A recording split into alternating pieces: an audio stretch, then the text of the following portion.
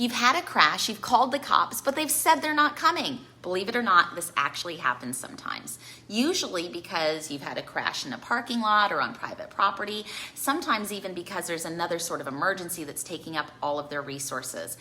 So here's the top 3 things you must take photos of before you leave the scene.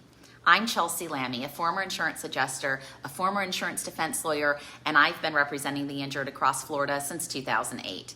My firm, Florida Injury Attorneys, has its main office in Clearwater, but we do litigate and represent folks who are injured across the entire state.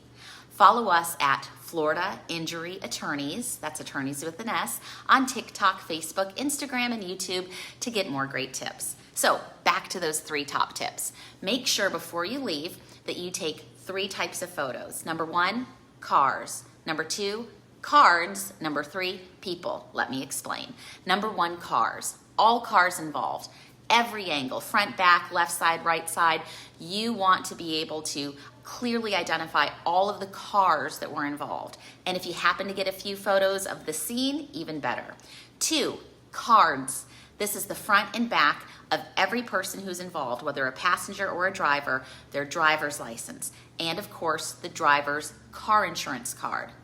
Okay? Number 3, people. You don't have to do a police lineup, don't freak people out, but you want to take enough photos while you're taking photos of the cars and the cards. Make sure that you're able to capture who is there, right? You want to be able to prove if this person was actually in the car or not, or at the scene. So make sure that you're taking pictures of cars, cards, and people. Take care.